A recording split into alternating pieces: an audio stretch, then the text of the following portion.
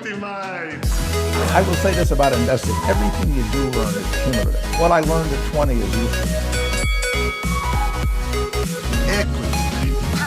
Welcome to another episode of Equity Mates, a podcast that follows our journey of investing. Whether you're an absolute beginner or approaching Warren Buffett status, our aim is to help you break down your barriers from beginning to dividend. My name is Bryce, and as always, I'm joined by my equity buddy, Ren. How are you going? I'm very good, Bryce. I'm looking forward to this episode. We've done a couple of industry deep dives recently. They're a lot of fun, and now we're going to venture into an area that is well outside my circle of competence, the fashion and clothing industry. Yes, so we're going to be doing a deep dive on clothing here, apparel and accessories, not footwear, but not accessories.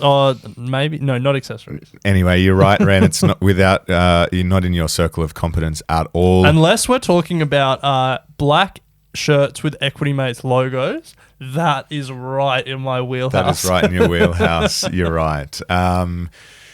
So we're going to get stuck in. We're going to talk about the industry. We're going to establish the stats, talk about how big it is, a couple of quick fire questions, and then trends, and then obviously finish, as we always do, with how you can invest in the industry. So stick around. There's plenty to get through today. It's going to be a great episode. Before we do, two quick pieces of housekeeping. Comedian the Economist is on a real tear at the moment. If you're unfamiliar, they're the Equity Mates Media macroeconomics show hosted by Thomas, an ex-Reserve Bank economist, and Adam, a former professional comedian. Recently, they've covered commodity prices, Janet Yellen's policies in the US, the Suez Canal, non-fungible tokens. They're going to be talking budget this month. So there's a lot going on that show. So if you want to understand the world of macroeconomics, head over and give them a listen. One other piece of housekeeping from you. Yes, we love making markets accessible and giving people the opportunity to better their own investing journey. And the Australian Shareholders Association Investors Conference is coming up on the 31st of May and the 1st of June. It's going to be an epic opportunity to see some of the biggest chairmen and chairwomen and CEOs in the country. You're going to see the chairman of BHP, Telstra, Woolworths, CEO of Fortescue, Origin Energy, Sonic, just to name a few, all speaking, and you'll have the access to ask plenty of questions. It is a paid event, but the good news is for the first 50 Equity Mates, the Australian Shareholders Association are not only offering you a free membership to the Australian Shareholders Association for a year, but they're also offering discounted tickets. So head to australianshareholders.com/equitymates. That's australianshareholders.com/equitymates for more information. Yeah, pretty cool that you get to ask questions of all those senior business leaders. If you weren't dragging us away that weekend for your 30th, yes, I would be going to the Fortescue CEO and asking some follow-up questions on hydrogen. They're obviously trying to make a big push into that space. We talked about it in our deep dive episode. So if you have any questions from our episode, go straight to the source and ask Fortescue's CEO at this conference. Yeah, awesome opportunity. So the industry deep dive, clothing, we've already made mention that it's not in your circle of competence, yes, Ren, and that we are going to be talking about apparel and not footwear. Why do you keep pointing at me? Also not in your circle of competence. Yes. But with a real focus on the retailing side of things, we will touch on the production and wholesale side, but there's some pretty phenomenal companies that play in the retail space. So, there are, including two that we used to work for. Yes. So let's set the scene. So, did you know that today we consume 5 times more clothing than we did 20 years ago? Yes. You did know that? Yeah. Cool. You must have read the notes. It's called fast fashion. Yeah. Approximately 80 billion new pieces of clothing are produced every year. So this isn't a small industry. Globally, the market is worth $1.5 trillion a year. That's projected to grow to $2.25 trillion in 5 years by 2025. Globally, e-commerce was $486 billion in 2020. So that's about 1/3 of that 1.5 trillion is now e-commerce, which surprised me. 1/3. I knew it was growing. I didn't think it would be that high. Again, not within my circle of competence though. So The US is a little bit behind the rest of the world, surprisingly. E-commerce accounted for just under 30% of industry sales in the US. So what you're seeing there and what you will continue to see across so many industries when we talk about e-commerce is that China is ahead. In terms of e-commerce penetration, China is generally ahead of the US. So that's globally. In Australia, so globally the market's 1.5 trillion. In Australia, 16 billion. Between 2015 and 2020, it actually was down a little bit. And it was down 8.5% in 2020 due to COVID. So not really a fast-growing industry overall. But I think what that obscures is that within the industry, like the pie might not be getting bigger, but the individual slices of those pies are moving around, and people are, fighting tooth and nail for market share, and there are some big people being disrupted and some small people becoming big. So, yeah, I think while the pie isn't getting bigger, there's plenty of investing opportunities within that pie.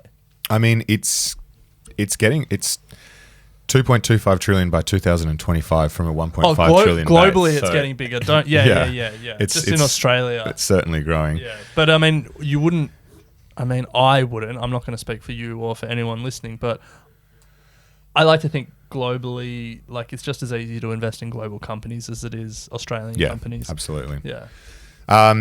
The USA is the largest market, China the second, and then Japan the third. And then the Asia-Pacific region is actually the fastest growing around the world at 4% a year between 2015 and 2020. And if you compare that with the US, they've been growing at an average of 2% over the same period. So double the growth rate in Asia-Pacific. Also, I don't think any surprises there.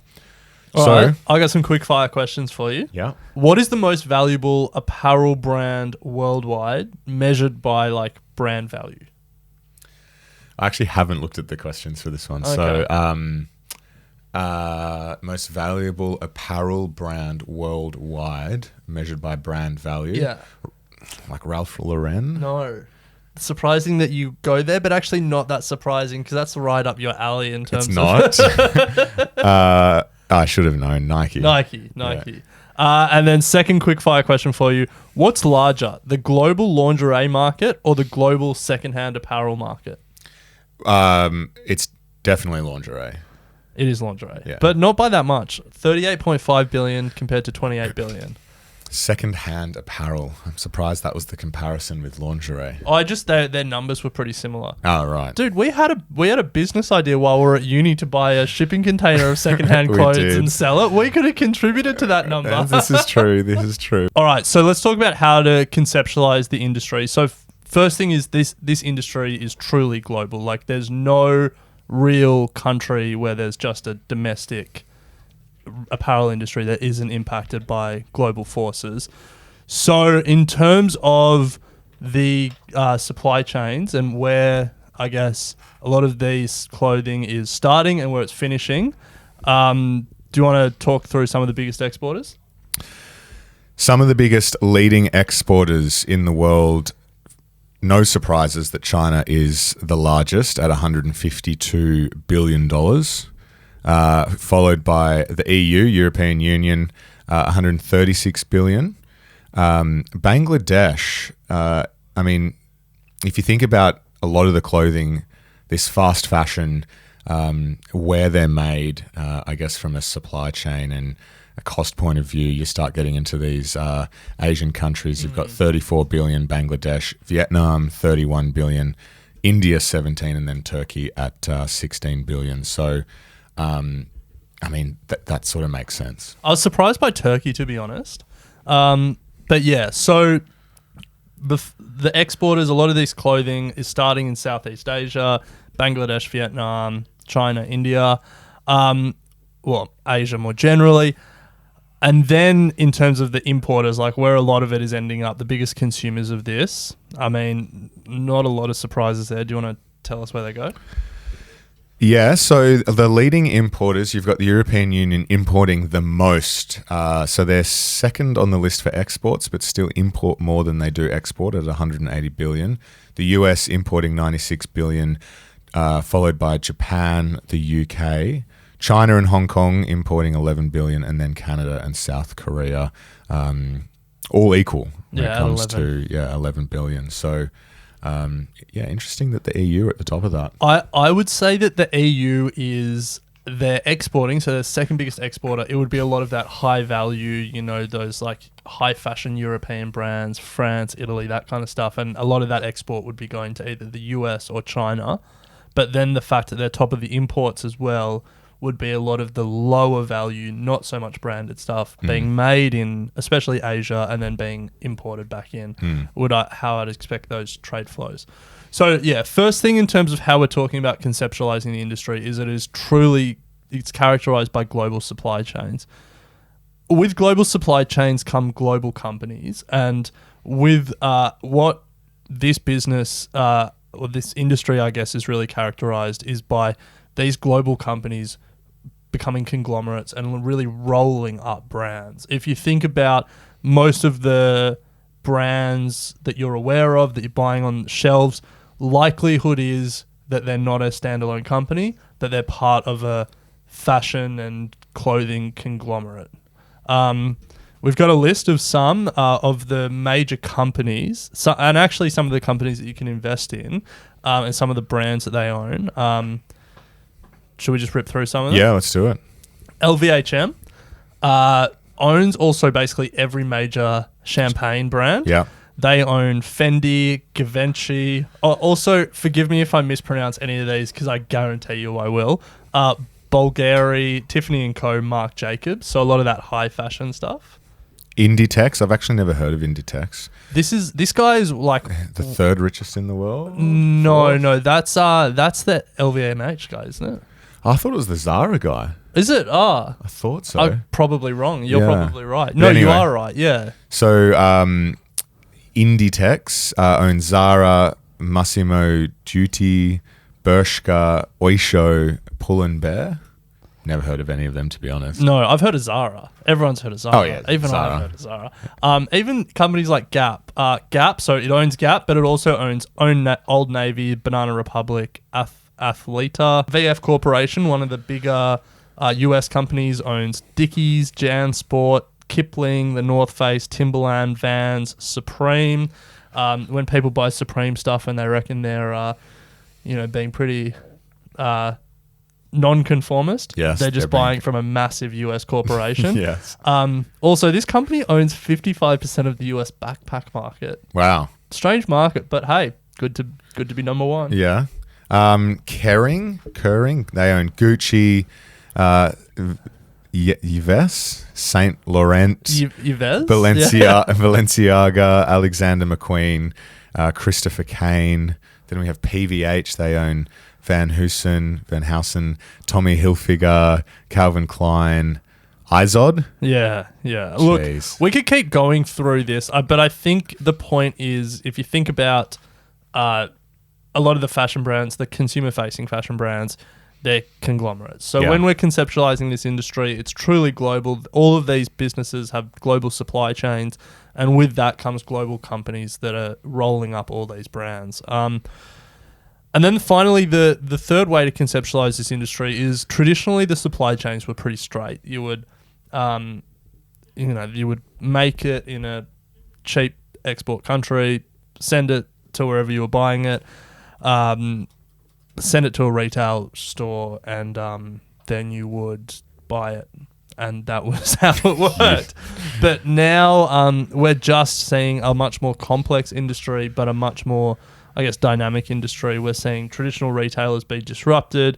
We're seeing e-commerce come along, but we're also seeing things like e-commerce move into bricks and mortar and disrupt bricks and mortar that way.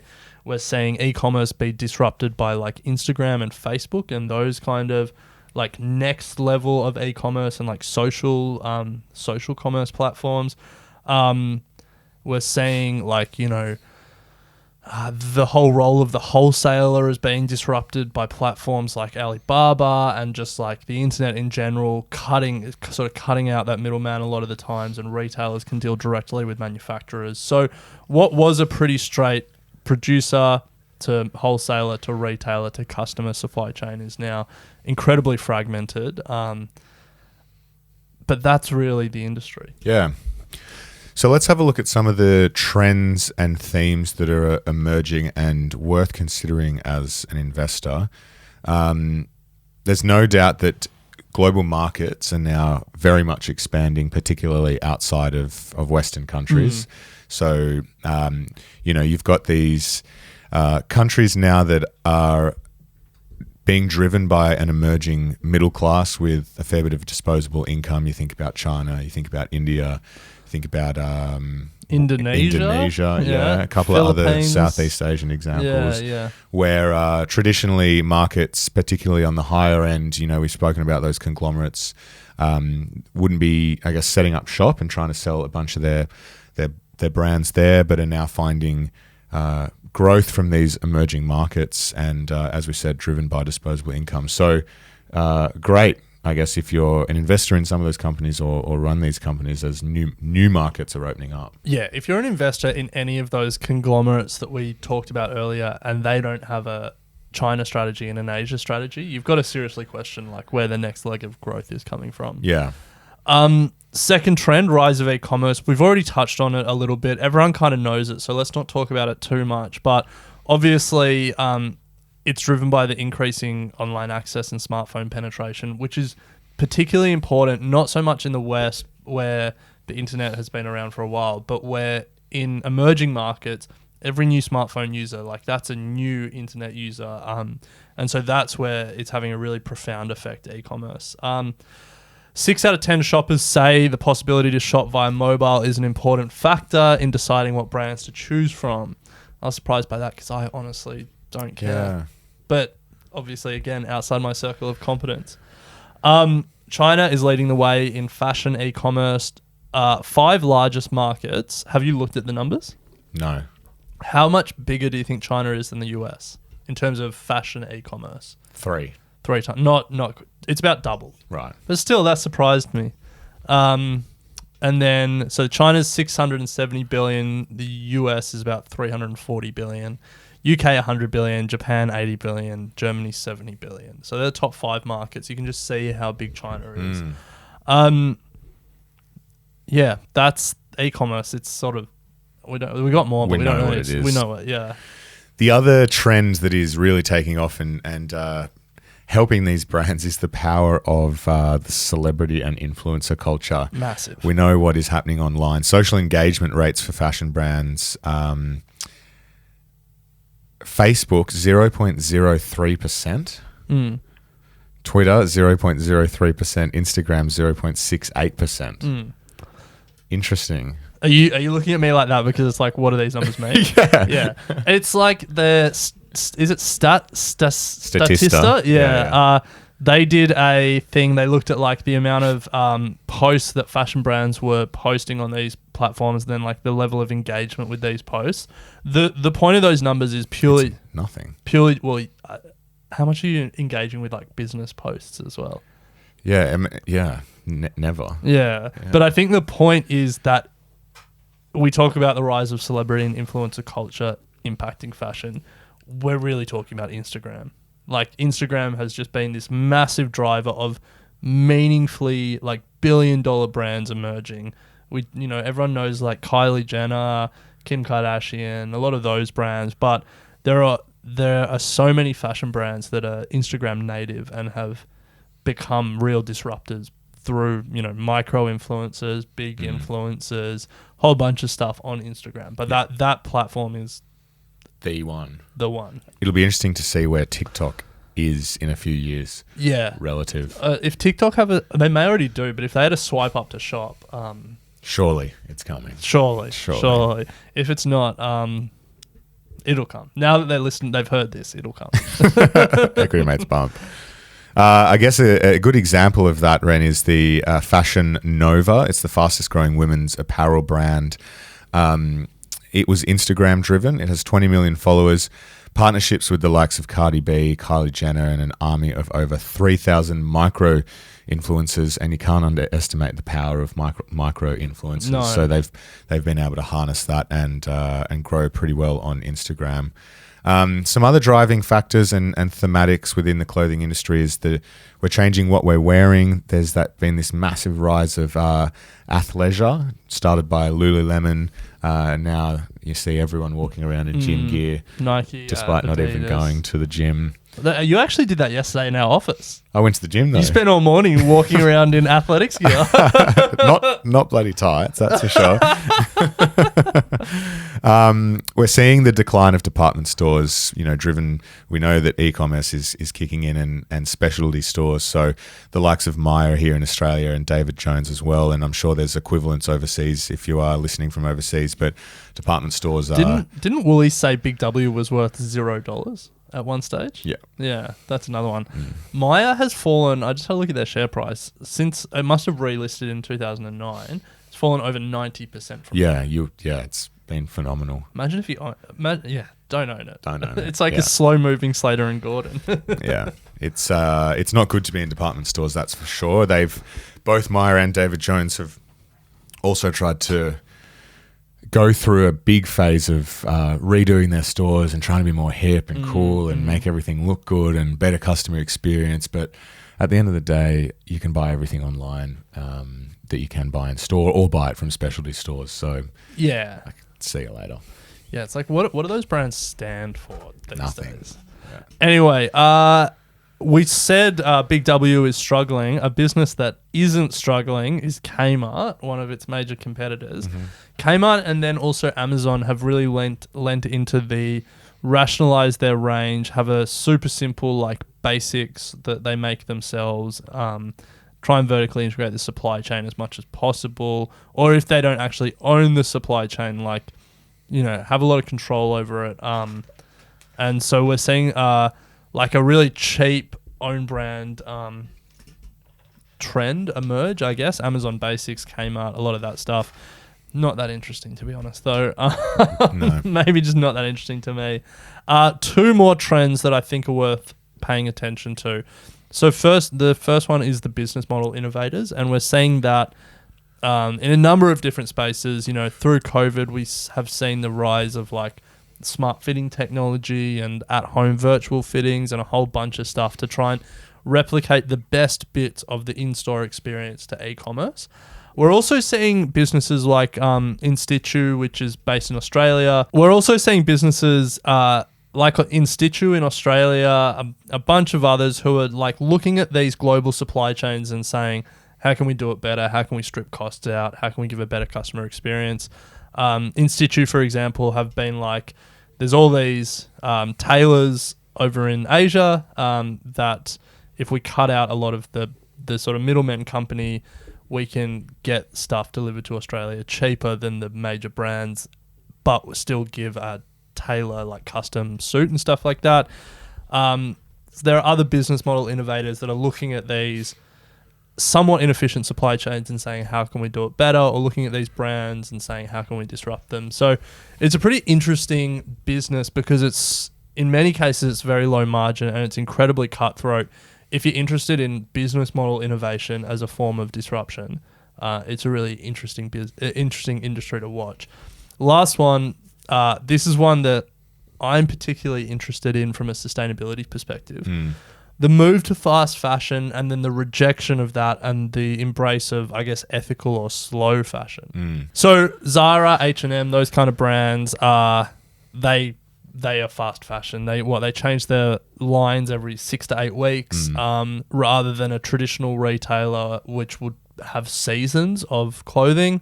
And that was an incredibly powerful business model to get customers to come back in the store over and over again. What's new?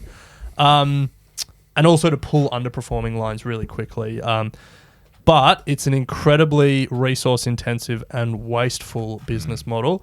I've pulled some numbers. So did you know this? I had no idea. Fashion industry accounts for 8 to 10% of overall greenhouse gas emissions. Wow. Yeah. That's what globalized supply chains do, I guess.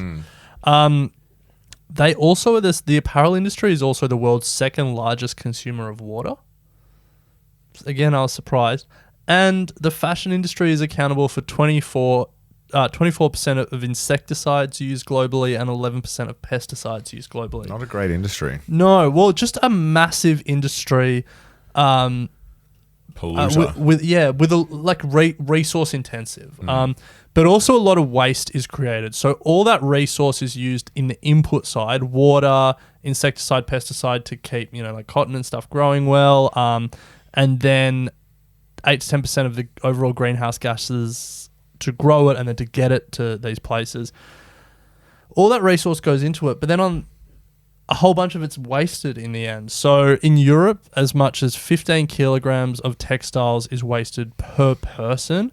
And in America, that number is 37 kilograms. I'm pretty sure those are both annual numbers. So a heap of resources going in, a lot of wasted resource coming out. Fast fashion wasn't the cause of a lot of these things, but definitely accelerated and accentuated a lot of these things. So what we're seeing is a rejection of the Zaras and the H&Ms and the fast fashion brands and a move to ethical or slow fashion. Globally in 2020, the fast fashion industry saw a 12% decline, which good. Like COVID had a role, but that 12% was deeper than the industry as a whole. Yeah. 35% of millennials, 36% of Gen Z consumers prefer buying sustainable and environmentally friendly clothing. And then this trend was accelerated by the pandemic.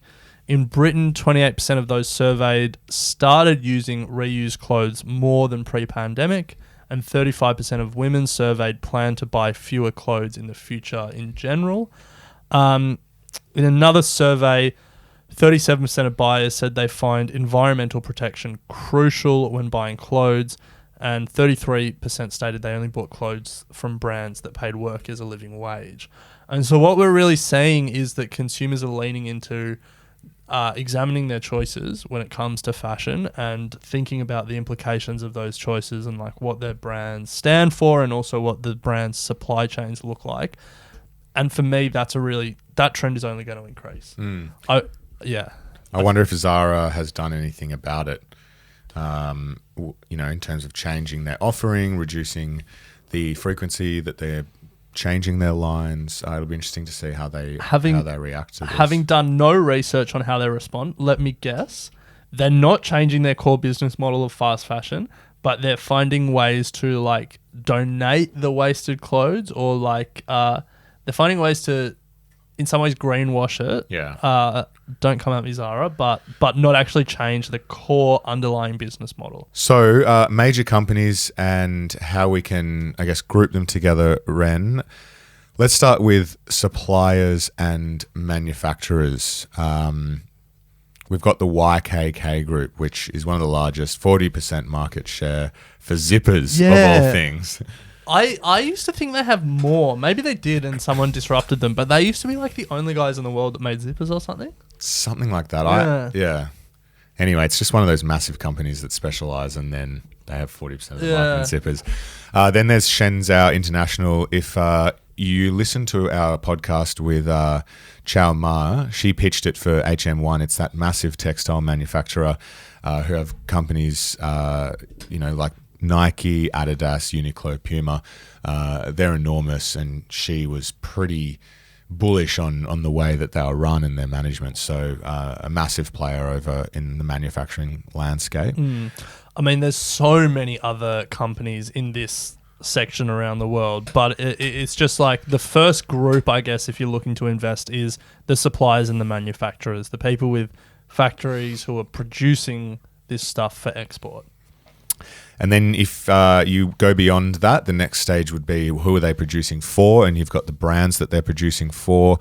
Obviously, Nike, Adidas, LV, MH, and many of the others that we spoke about are up the top there. Yeah, there's so many brands. Like, we're not going to no. Yeah. So yeah, second category, as you said, who are the brands that are overseeing the production and getting this stuff produced for? I guess then the third thing that flows naturally from that is where are these clothes being sold? And we can probably talk about the bricks and mortar first. Mm-hmm. In Australia, some of the bigger names. So Woolworths owns Big W. Wesfarmers owns Kmart and Target. Mosaic Brands owns Miller's, Rockman, Nonny B, Rivers, Katie's, Autograph. Again, big conglomerates with lots of brands underneath. This time on the retailing side, but same thing. Another one, Premier Investments, Solomon Lew's investment vehicle, I guess. Just Jeans, Peter Alexander, JJ's, Jackie E, Portman's, Dottie. Again, conglomerate with a lot of brands. I'd also slip in shopping malls somewhere within there. Yeah, would you invest in them though? No, I wouldn't invest in a lot of these. Yeah, but you are right. Shopping malls is a good one to include in that. I mean, the main one is Westfield, and that's... I can't even remember it. It's Uniball, Radamco, Westfield. Yeah, that's it. And then there would be other ones. Yeah, there's a few overseas. But anyway, let's keep moving. So we've spoken about bricks and mortar. The flip side of that is obviously the e-commerce disruptors you can't go past. Amazon. And then if we go a step further on the e-commerce train, it is thinking about the picks and shovels analogy, and you're thinking about businesses that are built around the thematic of e-commerce. PayPal is one example, and then Shopify, another great example of how you can invest in the e-commerce thread, and but not Unintended. Yeah, but not directly in an e-commerce platform such as Amazon. Actually, it wasn't really a pun, was it? It needed to be more like fashion thread would have been the pun. True. Are you going to move to investing in the industry as a whole? Yeah, okay, fair. So look, we obviously have only scratched the surface of the major companies, but we're talking about a global industry. I think the main point is just how we conceptualize the different players in the market and how they interact. Suppliers and manufacturers, big brand names, those conglomerates that we talked about earlier, the retailers, both bricks and mortar retailers and the e-commerce disruptors, then like the picks and shovels of the industry for especially the e-commerce side. And then you could also talk one final category around the business model innovators. A lot of them aren't public yet though, so not a lot of investing opportunities in the Instagram-driven businesses or the Institutes of the world or stuff like that. They're private. As they grow, they'll be coming, all of them, especially... I mean, Kylie Jenner's business was, what, $1 billion when it got sold? Yeah. You could IPO $1 billion business. We will. All right, let's talk about investing in the industry as a whole. Yeah, so obviously we have all the specific companies we just mentioned, no surprises there, but in researching this, it's evident that there are plenty of ETFs out there. Yeah, not a lot in Australia though. Well, that's not surprising. Yeah, somewhat. Come on, guys, here in Australia. Hopefully you're listening. So let's start general. You've got your general retail ETFs that are all US listed. So and these aren't just clothing retail. Like when we say general, we mean general. Yeah. So fire up your broker. If you don't have a US broker, perhaps think about getting one. Or Australian brokers, perhaps think about expanding your offering. True. So we'll rip through a couple. You've got your SPDR S&P Retail that's listed on the New York Stock Exchange. Its ticker is XRT. It is one of the cheapest you can get, 0.35% fee on that one. Same as the VanEck Vectors Retail. Its ticker is RTH. Amazon is 20% of holdings, Walmart 10%, Home Depot about the same as well. So three of the big hitters over in the States from a retail perspective. VanEck not scared to go concentrated. Love concentrated. Yeah. I respect that. I do respect the conviction. Yeah. First Trust NASDAQ Retail, its ticker is FTXD. PowerShares Dynamic Retail, ticker is PMR. And then if you're looking to really go long on retail, which is right up my alley, you've got the Direxion Daily Retail Bull 3 times leveraged. Its ticker is RETL. Buyer beware on that one. It is a little bit expensive, and also it's a daily leveraged. So without going too deep, there's risk of slippage over a long period of time. So beware of that. But look, I think the message is that there are plenty of options if you want to go broad on retail. General retail is boring though. Let's talk about some of the more thematic ones. So there's 3 online retail specific ETFs, also all US based. ProShares Online Retail ETF, ticker is ONLN. All of these management fees are a little bit more. They're in the 0.5 or 0.6 range. So I'm not going to... you can do your own research after.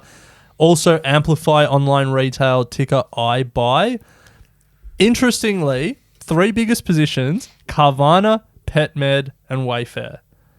I feel like there's a big online retail name that's missing from the top of that list. Amazon. Yeah, well, like, get it in there. Wow. And then another one, so Amplify Online Retail, US focused, Amplify International Online Retail, obviously globally focused. Speaking of online retail, there's a category that I quite like, that I imagine you're going to like as the retail whisperer. ProShares Long Online Short Stores ETF. Love it. Ticker CLIX. And then another one, ProShares Decline of the Retail Store ETF. Ticker EMTY. So that's a short bricks and mortar. Short. So one is long e-commerce, short bricks and mortar, and the other is just short bricks and mortar. Wow. Love it. Okay, and then to close out, there's the ProShares Pet Care called Pause, the Global X MSCI China Consumer Discretionary, that'd be an interesting one, and the Emerging Markets Internet and E-Commerce ETF, which would also be an interesting one given the conversations we've been having over the last couple of weeks about the role that Indonesia, India, and China are playing in the global landscape. So, look, plenty going on in the clothing industry, massive industry, a lot to think about, a lot of investment opportunities from suppliers and manufacturers all the way through to end consumers and then bricks and mortar and online retailers. So, yeah. I've got one final thought. If you're going to invest in an individual company in this industry, just really think long and hard about their sustainable competitive advantage. You know, we often talk about moats. Think about the moats in this case, because there's one big one that brands have, or one big one that companies have, which is brand. You know, Nike have a really strong brand moat. LVMH, who own a lot of those like really premium brands, have a really strong brand moat. But outside of brand, you're not going to find a lot of really enduring like competitive moats. You might get a minor cost advantage from scale. You know, if you're producing 100 million shirts a year rather than 1 million, you might get a small increment cheaper unit price. But really, people are going to be able to flex how much they spend on clothing and apparel based on things like brand and who's endorsing it and, you know, all that stuff. You don't find a lot of moats in this industry, and that's why there's so much disruption constantly happening and so much like business model changing and all this stuff happening. The industry is characterized by fickle customers, low barriers to entry, and next to no switching costs for customers. So that would be my final thought on fashion. Sorry to end on a down note. That's fine. Well, that's all we have time for. We'll have to leave it there. Hopefully you got something out of that will help you on your investing journey. But Ren, we'll pick it up next week. Sounds good. Equity mind.